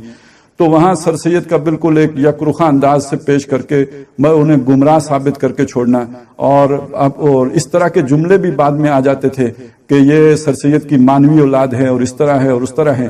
یہ ساری باتیں وہ کہ جو ڈاکٹر صاحب بیلنس کر کے بات کرتے تھے اس کو یکرخے انداز میں پیش کرنا۔ پورا مضمون پڑھ کے آپ کو یوں لگے کہ بس نقل ہی نقل ہے، عقل تو سوائے شیطنت کے اور کچھ بھی نہیں ہے، جبکہ آپ اگر خود ڈاکٹر صاحب کی تشریح سنیں، اور آگے چل کے ہم کریں گے کہ ایک طرف یہ تشریح بھی پیش کریں گے اور دوسری طرف وہ تشریح بھی آئے گی، اور آپ کو اندازہ ہو جائے گا کہ کتنا بڑا فرق تھا ان دونوں کے درمیان۔ لیکن یہاں پہ یہ نوٹ کر لیں کہ تربیتی کورسز میں با اہتمام یہ آرڈر جاری کرنا کہ ان کی ریکارڈنگ نہیں ہو سکے گی، اس لیے کہ آپ نے کہنی ہی ایسی باتیں ہیں کہ جو اگر باہر نکلیں تو وہ آپ بانی تنظیم کے موقف سے سراسر مختلف ثابت ہوں، تو ان کے لیے یہ آرڈر جاری کر دینا کہ یہاں پر کوئی ریکارڈنگ نہیں ہو سکے گی۔ اسی طرح بعض خاص مباحث پر مبنی کتب کی پرنٹنگ روک دینا۔ آپ نے دیکھا ہوگا کہ بہت سی کتابیں ہیں جو اب نہیں شائع ہو رہی، ان میں سے کچھ کا تو باقاعدہ فیصلہ کر کے نہیں شائع کیا جا رہا، لیکن کچھ تو وہ ہیں کہ جو بغیر فیصلے کے نہیں شائع ہو رہی، انہی میں سے ایک وہ تھا کہ اسلامی تصوف میں غیر اسلامی نظریات کی آمیزش، پروفیسر یوسف سلیم چشتی کی کتاب، وہ اب نہیں شائع ہو رہی۔ اسی طرح جو مسئلہ زمینداری جو مولانا تحسین کی کتاب ہے وہ نہیں شائع ہو رہی، اور اس طرح کی جو کتابیں ہیں ان کو یعنی آؤٹ آف پرنٹ ہونا اور توجہ دلانے کے باوجود ان کو شائع نہ کرنا۔ کتب اور خطبات میں سے فکری مباحث والے یا کاٹدار حصے کھرچ دینا، یہ بات ہم نے اس سے پہلے بھی کی، کتابوں میں بھی یہ ہوا، خاص طور پہ وہ کتابیں جو کیسٹ سے اتاری گئی ہیں، بنائی گئی ہیں۔ اس کی آج ایک مثال میں آپ کے سامنے رکھ دوں، ہر آدمی جا کے ابھی چیک کر سکتا ہے۔ ڈاکٹر صاحب کا منتخب نصاب کا 2 نمبر درس ہے نیکی کی حقیقت۔ اس نیکی کی حقیقت میں ڈاکٹر صاحب جب مختلف طبقات کی نیکی کے تصورات بیان کرتے ہیں تو علماء کے جو تصور نیکی ہے اس کو بھی بیان کرتے ہیں، اور اس کو بیان کرتے ہوئے جو وہ بیان کرتے ہیں کہ مولانا جو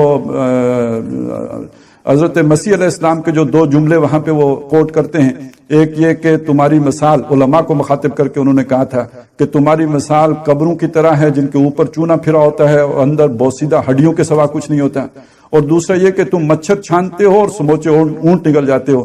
آپ دیکھیے گا اب یہ حصے آپ کو وہاں پہ نہیں ملیں گے، یہ غائب ہیں، یہ جو ہے کھرچ دیے جاتے ہیں۔ اور بعض عام آدمی کو ایسی مثالیں ہی جا کر لڑ جاتی ہیں اور چپک جاتی ہیں ان کے ذہنوں کے ساتھ، اور وہ پھر نکلتی نہیں، اس سے وہ فکر سمجھنے میں آسانی ہوتی ہے، لیکن یہ کہ وہ چیزیں کاٹ دینا۔ اسی طرح فکر پر وہ لوگ کہ جو پوری طرح جازم ہوں، جو فکر کے علمبردار ہوں، فکر کے ساتھ جن کا تعلق مضبوط ہو، ان کو کھڈے لائن کرنا، غیر متعلق یا غیر مؤثر کر دینا، یا یہ کہ ان کو بالآخر نکال باہر کرنا، اور لوگوں کو مطمئن رکھنے کے لیے بے مقصد اتحاد کرنا، اور ان کے ساتھ جو ہے وہ جہاں پہ بس نشستن گفتن برخاستن سے کے سوا کچھ نہ ہو، لیکن یہ کہ وہ چونکہ ایک ایکٹیویٹی ہے، لوگوں کو بتانا کہ بہت بڑی ایکٹیویٹی ہو رہی ہے، تو وہ اتحادوں کا یہ مقصد بن جاتا ہے۔ آپ کے اصل نظریے کے اعتبار سے وہ بے مقصد ہیں۔ یہ کہنا کہ یہ بھی طریقہ اقامت کا ہے، وہ بھی طریقہ اقامت کا ہے، یہ بھی اقامت دین ہو رہی ہے، یہ بھی اقامت دین کی جدوجہد کر رہا ہے، جس کا مقصد ہی نہیں ہے وہ بھی اقامت دین کی جدوجہد کر رہا ہے، یہ بھی در حقیقت علامت ہے اس بات کی کہ آپ کو اپنے طریقہ کار کے اوپر وہ یقین ہی نہیں ہے۔ اسی طرح لوگوں کو مطمئن کرنے کے لیے بے مقصد ایشوز پر لگائے رکھنا، آج یہ معاملہ ہو گیا، ملی معاملہ ہو گیا، یہ قومی معاملہ ہو گیا، اس پر جو ایک کسی ملی مسلم لیگ کا موقف ہے، اسی طرح کہ ہمارا بھی پریس ریلیز عام طور پر جو ہے وہ آ جاتا ہے، اس کے اندر وہ کوئی بیلنس بات، کوئی انقلابیت والے انداز، یا جیسے کہ ایک چیز کا تجزیہ اور ٹھنڈے دل سے غور و فکر کر کے کوئی حل پیش کیا گیا ہو، وہ چیز نہیں آتی، بلکہ ایک جذباتی ری ایکشن جو ہے جیسے کہ آتا ہے عام طور پہ مذہبی طبقات کی طرف سے، اسی طرح کا آ جانا، یہ اس بات کا ثبوت ہے کہ ایشوز چونکہ جب گرم ہوتے ہیں تو لوگ بات کان لگا کے سنتے ہیں، تو بس اس میں بات ایک کر دینا کہ ہمارا نام بھی آ جائے، اس کا کوئی ایک حل تلاش کر کے سوچ سمجھ کر غور و فکر کر کے کوئی بات کہنا، یہ عام طور پہ نہیں ہوتا۔ اس کی ایک بڑی بھونڈی مثال وہ سامنے آئی کہ جب ایک پیر صاحب جو ناراض ہو گئے تھے مسلم لیگ سے، سیالوی پیر شریف کے، انہوں نے پیر صاحب سیالوی شریف، تو انہوں نے جب ایک شریعت کا نعرہ لگایا اور ہمارا پریس ریلیز آ گیا کہ ہم ان کے اس بات کی تائید کرتے ہیں، ان کے مطالبے میں ان کے ساتھ ہیں، ہم دست تعاون بڑھانے کے لیے تیار ہو گئے، اور وہ ایک کھانا کھا کے اپنے مطالبہ شریعت سے دستبردار ہو گئے۔ اور سب سے بڑھ کر یہ کہ جو فکر جس کو پروموٹ کرنا چاہیے، ڈاکٹر صاحب تو ہمیشہ یہ کہتے تھے کہ میری ذات سے نہیں، میرے فکر سے جڑو، جو ذات سے جڑے ان کا تو ہو گیا معاملہ، لیکن یہ کہ وہ بت پاش ہو گیا، لیکن یہ کہ جو فکر سے جڑے وہ اپنی جگہ پہ قائم رہے۔ تو ڈاکٹر صاحب تو ہمیشہ فکر سے جوڑ کر رکھنے کی بات کرتے تھے، لیکن یہاں پر کیا ہوا کہ فکر کی جگہ پہ شخصیت کو پروموٹ کرنا، اور یہ کہ مختلف چیزوں کے ذریعے سے یہ تاثر دینا کہ بہت ہی خلوص، اخلاص، نیکی، اس کو بڑھا چڑھا کر پیش کرنا، تاکہ ایک شخصیت کے ساتھ لوگوں کا تعلق قائم ہو جائے، اور اس کے مقابلے میں فکر کو پیچھے رکھنا۔ اور اس میں جو تباہ کن چیز ہے، انتہائی تباہ کن، کہ اس شخصیت کو پروموٹ کرنے کے لیے نفل اور تہجد، جو در حقیقت عبادت کے اندر ریاکاری سے بچنے کا سب سے بڑا ذریعہ ہے۔ نفلوں کا اصل جو ہے حکمت وہ یہ ہے کہ وہ چھپا کے کرنے کی چیز ہے، وہ بندے اور اس کے رب کے درمیان رہیں، لیکن جب ان کو بھی اپنی شخصیت کے لیے جو ہے وہ پروموٹ کیا جائے، ان کی مشہوری کی جائے، ان کا جو ہے وہ ڈنکا بجایا جائے، تو اس کے ذریعے سے شخصیت تو پروموٹ ہو جاتی ہے، لیکن یہ کہ وہ جو نفلوں کا اصل حکمت ہے وہ فوت ہو جاتی ہے، اور اس کے ذریعے سے نفلوں اور تہجدوں کے ذریعے سے اپنے تقدس والی جو ہے امیج جو ہے وہ بلڈنگ اس کی بلڈ کرنا، یہ در حقیقت فکر سے جان چھڑانے کا ایک بہت ہی ہمیشہ سے ایسا طریقہ رہا ہے کہ آپ دیکھیں گے کہ یہ جو تقدس ہوتا ہے اور مقدس گائے بنتی ہے، اس کے پیچھے کوئی بہت بڑا جرم پنہا اور پوشیدہ ہوتا ہے، اور یہ ہمیشہ سے یہ چلا آیا ہے۔ یہاں پہ یہ بات بھی میں آپ کے سامنے عرض کرنا چاہتا ہوں کہ فکر اور شخصیت کا معاملہ، فکر اور جماعت کا معاملہ، یہ ایسا ہے جیسے فرد اور روح کا معاملہ ہے۔ ہمارا ایک جسم ہے، حیوانی جسم ہے، اور ایک ہماری روح ہے۔ روح وہ اصل شے ہے جو اللہ کی طرف سے آئی ہے، وہ انسان کی اصل حقیقت ہے، لیکن اگر ہم اس کی طرف متوجہ نہ ہوں، فوکس نہ ہوں، بار بار اس کی یاد دہانی نہ ہوتی رہے، اس کا نتیجہ یہ نکلے گا کہ جسمانی خواہشات انسان کو زمین کی طرف کھینچ کے لے جائیں گے۔ وَلَكِنَّهُ أَخْلَدَ إِلَى الْأَرْضِ، بالکل یہی معاملہ انقلابی جماعتوں کے ساتھ ہوتا ہے کہ ان کی بنیاد تو اس انقلابی نظریے پر اٹھتی ہے، لیکن جماعتی ضرورتیں اس انقلابی نظریے کے ساتھ متصادم ہوتی ہیں۔ انقلابی ضرورت کا کام یہ آپ ایک اصولی جماعت ہوں، آپ برحق بات کرنے والے ہوں، آپ سچ کہنے والے ہوں، وَلَوْ عَلَىٰ أَنفُسِكُمْ، وہ آپ کے خلاف یا آپ کی جماعت کے خلاف ہی کیوں نہ پڑے، یہی آپ کا عہد ہوتا ہے، أَنْ أَقُولَ بِالْحَقِّ أَيْنَمَا كُنْتُ، جو آپ بیعت کرتے ہیں اس میں یہ بات بھی ہوتی ہے میں حق کہوں گا جہاں کہیں بھی ہوں۔ اب اس کا نقصان مجھے ہو، میری جماعت کو، جس کو بھی ہو، لیکن جماعتی ضرورت یہ ہوتی ہے کہ آپ جماعت کا تحفظ کریں، آپ جماعت کو بچا کے رکھیں۔ یہ بالکل جیسے روح اور جسم کی ضروریات بعض اوقات متصادم ہو جاتی ہیں اور متضاد ہو جاتی ہیں، اسی طرح جماعت کی فکر اور جماعت کی ضروریات آپس میں متصادم اور متضاد ہو جاتی ہیں۔ اب اس کا پتہ کریں کہ جب ایک آدمی کے اندر جماعت کو بچانے کے لیے جھوٹ ڈر آئے، جماعت کو بچانے کے لیے وہ غلط بیانی پہ اتر آئے، جماعت کو بچانے کے لیے اپنے اصولوں کی قربانی دے دے، یہ سب سے بڑی علامت اس بات کی ہوتی ہے کہ اب یہ جماعت مودۃ بینکم فی الحیات دنیا کی صورت اختیار کر چکی ہے، اور یہ در حقیقت اپنے اس انقلابی منشور سے ہٹ چکی ہے۔ یہ بھی ہم نے اپنی آنکھوں کے سامنے ہوتے دیکھا۔ یہ شورا کا واقعہ ہے، ایک امیر حلقہ نے اپنے علاقے میں کسی مسجد پر اپنا قبضہ برقرار رکھنے کے لیے یا جو بھی ان کی وہاں پہ انٹرسٹ تھا اس کو برقرار بچانے کے لیے ایک لمبا جو ہے وہ کھیل کھیلا، اور اس کو جا کے جب شورا میں بیان کیا تو میں نے کھڑے ہو کے کہا کہ یہ حرکت جو ہے ہمیں زیب نہیں دیتی اور اس کے نتیجے میں ہماری بدنامی ہوگی، بات کھل جاتی ہے۔ اور بعد میں وہ صاحب تو جو ناراض ہوئے سو ہوئے، لیکن مجھے باقاعدہ نظم کی طرف سے یہ کہا گیا کہ انہوں نے یہ سارا کچھ تو تنظیمی کی خاطر کیا ہے۔ تو بہرحال وہ تنظیم آگے ہو جاتی ہے، جماعت آگے ہو جاتی ہے، جس مقصد کے لیے وہ جماعت وجود میں آئی ہوتی ہے وہ پس منظر میں چلا جاتا ہے، اور یہ در حقیقت اس کی علامت ہے۔ اب بھی جو کچھ ہو رہا ہے یہ جماعت کو نقصان نہ ہو جائے، لہذا جماعت کو نقصان سے بچانے کے لیے چھوٹی موٹی جو ہے وہ ملمہ کاری کی جا سکتی ہے۔ شخصیت پرستی کی ایک علامت یہ بھی ہے کہ تنقید سے بچنے کے لیے مختلف مذہبی تصورات کی آڑ میں پناہ تلاش کی جاتی ہے۔ اس میں سے خاص طور پہ آپ دیکھ سکتے ہیں کہ وہ اتباع والی بات، یعنی تصور یہ ہے کہ حکم نہیں بھی دیا تب بھی میری اتباع کرو۔ میں نے جو جسے اب فیصلہ کہا جا رہا ہے وہ فیصلہ ہے نہیں، ابھی ہوا نہیں ہے فیصلہ، ابھی سماعت کا موقع ہی نہیں آیا، لیکن یہ کہ چونکہ میں اس رخ پہ چل رہا ہوں اور میں نے جو ہے وہ تزکیے کا یہ رخ اختیار کر لیا ہے، اب میری بغیر کہے اتباع ہونی چاہیے۔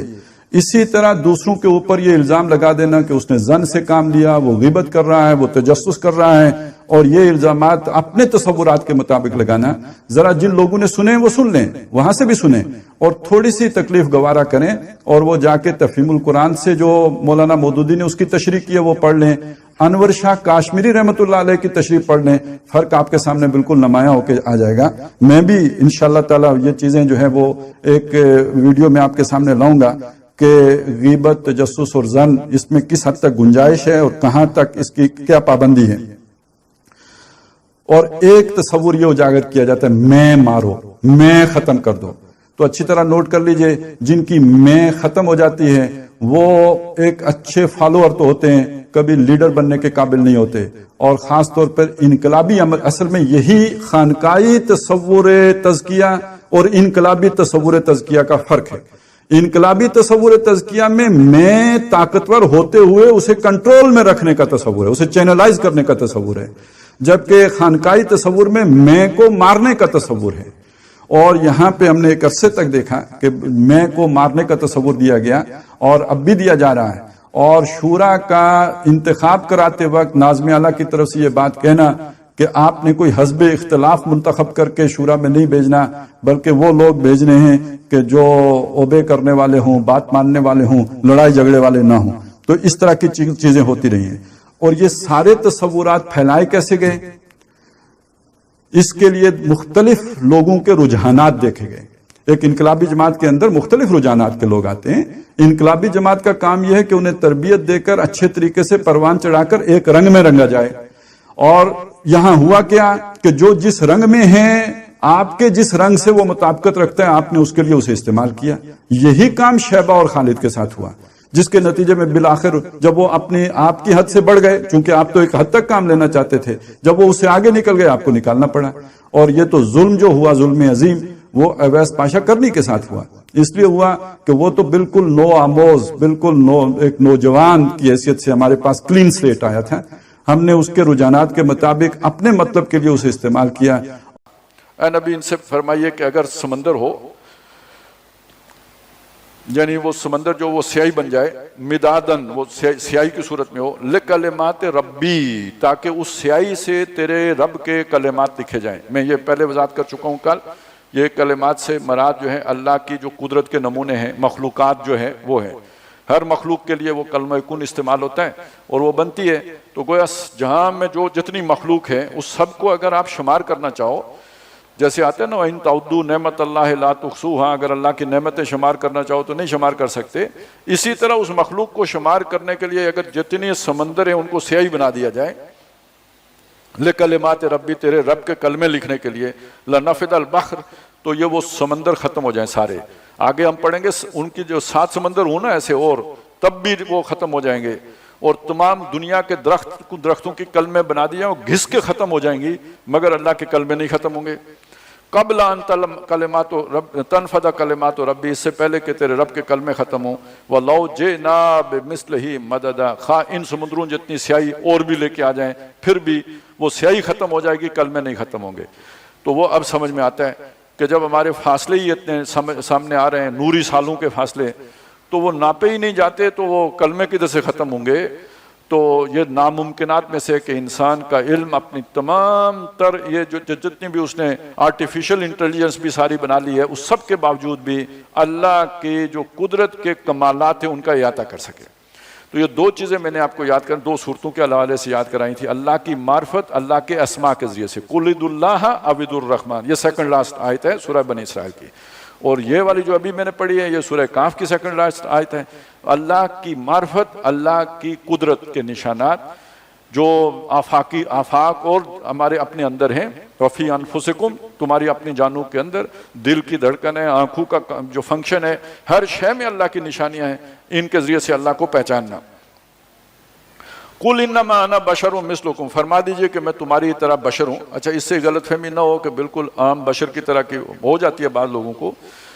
مطلب اس کا یہ ہے کہ میں کوئی مافوق الفطرت، کوئی علیحدہ سے آسمان سے اتری ہوئی علیحدہ مخلوق نہیں ہوں، تم ہی میں سے ہوں. لیکن اس کا یہ مطلب نہ لیں کہ بالکل عام انسانوں کی طرح. نبی صلی اللہ علیہ وسلم بھی ایک انسان تھے. آپ کو اللہ تعالیٰ نے جسمانی اور روحانی اعتبار سے ایک کامل انسان بنایا ہے. آپ کے آس پاس بھی کوئی نہیں ہے، بلکہ آپ نے خود فرمایا، آپ چونکہ روزہ آپ ایک خاص ترتیب سے رکھا کرتے تھے، یعنی وہ 2 دن کا روزہ چل جاتا تھا. تو بعض صحابہ نے آپ کی جو ہے نا تتبع میں اسی طرح کا روزہ رکھنے کی کوشش کی، آپ نے منع کر دیا. اور وہاں الفاظ ہیں ایکم مثلی، تم میں سے کون میرا جیسا ہے؟ میں تو اپنے رب کے ہاں کھانا کھاتا بھی ہوں، پیتا بھی ہوں، تم میں سے کون میرے جیسا ہے؟ تو یہ میں نے صرف اس لیے بتایا کہ یہ ایک معنی میں یہ بات ہے کہ جو بھی تمہاری ہی نوع میں سے ہوں، تمہاری ہی نسل میں سے ہوں، تم ہی میں سے ہوں، اس معنی میں یہ بات کی گئی ہے. باقی صلاحیتیں اپنی اپنی، قوتیں اپنی اپنی، برکتیں اپنی اپنی، اللہ کی نعمتیں عنایتیں اپنی اپنی، اس اعتبار سے تم میں سے کوئی میرے آس پاس نہیں ہے. انما انا بشر مثلکم یوحی الی، میری طرف وحی کیا. یہ بہت بڑا فرق ہے. تم میں سے کسی کے پاس فرشتہ نہیں آتا، میرے پاس اللہ کی وحی آتی ہے. انما الہکم الہ واحد، کہ تمہارا الہ، تمہارا حاکم، تمہارا معبود، تمہارا خالق، تمہارا رب، مالک ایک ہی ہے. فمن کان یرجو لقاء ربہ، جس کسی کو یہ توقع ہو کہ اسے جا کے اپنے رب سے ملنا ہے، جس کا یقین ہو، اس معنی میں کر لیں. توقع کا لفظ یہاں کیوں استعمال کیا؟ دنیا میں انسان کو غم ہی ملتے ہیں. یہ دنیا کوئی چین کی جگہ نہیں ہے، خوشی کی جگہ نہیں. اگر تھوڑا سا آپ توجہ سے سوچیں تو دنیا کوئی آرام کی جگہ تو نہیں ہے. تو پھر وہ ویسے بھی وہ کہتے ہیں نا کہ اب تو گھبرا کے یہ کہتے ہیں کہ مر جائیں گے. وہ ہمارے وہ وزیر اعظم صاحب کہا کرتے تھے کہ چین تو قبر میں ہے، لیکن شاعر یہ کہتا ہے کہ مر کے بھی چین نہ پایا تو کدھر جائیں گے. تو یہ جو لوگ سینسٹیو ہوتے ہیں وہ نشہ اسی وجہ سے کرتے ہیں کہ دنیا میں تکلیفیں ہیں، دکھ ہیں، اور ان دکھوں سے ذرا تھوڑی سی آزادی مل جاتی ہے. لگے دم مٹے غم والے وہ جو ہے نا فلسفہ، وہ بھی مرشد کہلاتے ہیں. یہ لگے دم مٹے غم کتنی بڑا رشد ہے نا، کہ تھوڑی دیر کے لیے آپ ہواؤں میں چلے گئے. جہاز بھی اسی لیے کہتے ہیں کہ گویا یہ مشکلات، غموں، دکھوں، اس سے اڑ کر ذرا خلا میں آپ تھوڑی دیر کے لیے چلے جاتے ہیں. تو یہ جو کیفیت ہے، میں سے غرض نشاط کس روح سیاہ کو تھا، ایک گونا بے خودی مجھے دن رات چاہیے. تو یہ جو کیفیت ہے یہ شاعروں پہ طاری ہوتی ہے، کیونکہ وہ حساس طبیعت کے ہوتے ہیں کہ یہاں دکھ ہیں، تکالیف ہیں. قرآن نے بھی کہا وَالْعَصْرِ إِنَّ الْإِنسَانَ لَفِي خُسْرٍ، خسارے میں ہے. تو اب ایک چین کی آپ کو امید ہے تو کہاں ملے گا چین؟ اللہ کے پاس. اس لیے وہ توقع کا لفظ استعمال کیا. بلکہ ایک روایت میں بھی آتا ہے جب یہ نیک لوگ جو ہوتے ہیں علیین میں، تو جب کوئی ان کی طرف جاتا ہے نیا مر کے، یہاں سے تو مر گیا، منتقل ہو گیا، علیین میں پہنچا، تو اس کا استقبال کرتے ہیں. اور جس کا رشتہ دار ہوتا ہے وہ خوش ہوتا ہے کہ اس کی جان چھوٹ گئی ہے. یعنی ادھر جو ہے نا جو پیچھے رہ گئے رشتہ دار وہ رو رہے ہوتے ہیں کہ مر گیا، اور جن کے پاس جا رہا تھا وہ خوش ہو رہے ہیں اس کی جان چھوٹی، مصیبت پہ چڑھا ہوا تھا، یہ اہتمام خوش کو تر میں لگا ہوا تھا، یہ کرو وہ کرو، ہر طرف سے تکلیفیں مل رہی تھیں. تو یہ تو گویا ایک جس انسان کی یعنی آخری امید وہ اللہ تعالیٰ ہے کہ بس یہ سارے غموں سے نجات پا جائیں گے، اس کے پاس پہنچیں گے. اس لیے کہا فمن کان یرجو لقاء رب، جسے اپنے رب سے ملاقات کی امید ہو، توقع ہو، امید لگا کے بیٹھا ہو اپنے رب سے ملنا ہے، فلیعمل عملا صالحا، تو اسے چاہیے نیک اعمال کرے، محنت کرے. اب اس محنت کی شانیں آپ کے سامنے آ گئی ہیں. غار میں جا کے اصحاب کہف کی طرح بیٹھنا پڑے، محنت ہے. اپنے دوستوں کے ساتھ مکالمہ کرنا پڑے اور ان کی باتیں سننی پڑیں اور ان کی جو ہے نا صحبت سے محروم ہونا پڑے اور ان کو جو ہے نا تھوڑی باتیں سنانی پڑیں اور ناراض کر دینا پڑے، محنت ہے. اور وہ جو مجادلہ بالباطل کرتے ہیں ان کے اس مجادلے کا توڑ کرنے کے لیے، احقاق حق کرنے کے لیے جو آپ کو بہرحال وہ چیزوں کی تنقیح کرنی پڑے گی، استدلال کرنا پڑے گا، تفصیلات بیان کرنی پڑیں گی، مباحثہ کرنا پڑے گا، محنت ہے. اور پھر اسی طرح ذوالقرنین کی طرح اگر علاقے فتح کر کے اللہ کے دین کو غالب کرنے کا موقع ملے تو وہ ساری محنت ہے. یہ محنت صرف نمازیں پڑھنا ہی نہیں ہے، وہ بھی محنت ہے، لیکن وہ اس لیے ہے کہ یہ والی محنت کر سکو. ارکان ہے نا، چھت یہ ہے، اس چھت کو سہارا دینے کے لیے وہ محنت ہے. استعینوا بالصبر والصلاۃ. تو اصل جو محنت ہے وہ یہ ہے. تو وہ اسے چاہیے کہ پھر وہ ان جو بھی اپنا جو حالات ہوں اس کے مطابق یہ جو پیچھے کردار آئے ہیں ان میں سے جو محنت اس سے مطابقت رکھتی ہو وہ کرے. اور سب سے بڑی بات کیا ہے؟ وَلَا يُشْرِكْ بِعِبَادَةِ رَبِّهِ أَحَدًا. اپنے رب کی بندگی، محکومی، اطاعت اور اپنا جو تمام معاملات کو اس کے تابع کرنے کے معاملے میں کسی دوسرے کی نہ مانے. جہاں اللہ تعالیٰ کی رہنمائی موجود ہو وہاں کسی دوسرے کی بات پر نہ چلے. یہ دیکھیں اسے سورہ بنی اسرائیل کی آیت آخری آیت کے ساتھ رکھ کے سمجھیں.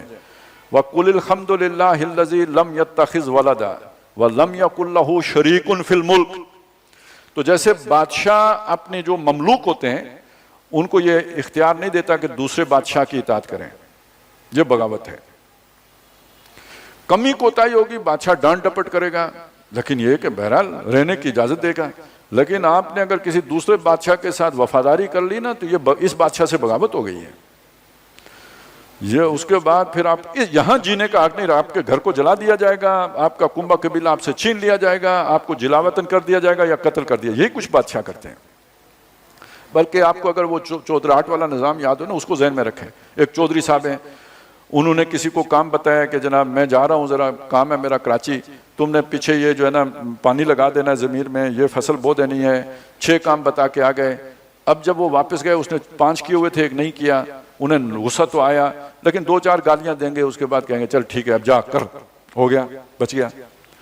اچھا اس نے 6 کے 6 کام کیے جو وہ بتا کے آئے تھے، لیکن واپسی پہ چودھری صاحب کو پتہ چلے کہ اس نے کوئی دوسرے چودھری کو اس کا راز بتا دیا ہے، یا یہ کہ دوسرے چودھری کے ساتھ یارانہ لگا لیا ہے، یا یہ کہ اب یہاں سے چھوڑ کے ادھر جانے کا کوئی پروگرام بنا لیا، اب بتائیں کیا ہوگا؟ وہ 6 کے 6 کام اکارت ہو گئے یا نہیں ہو گئے؟ ساری محنت ڈوب گئی یا نہیں ڈوب گئی؟ اب وہ چودھری اس کے ساتھ وہی کرے گا۔ اب یہ موجودہ دور میں تو چلے ریاستیں طاقتور ہو گئی ہیں، لیکن پہلے وقت شاید بلوچستان میں اب بھی ہوتا ہے، گھر کو آگ لگ جائے گی، اب وہ وہاں پہ رہ نہیں سکتا، بچنا محال ہو جائے گا، عزت ختم ہو جائے گی۔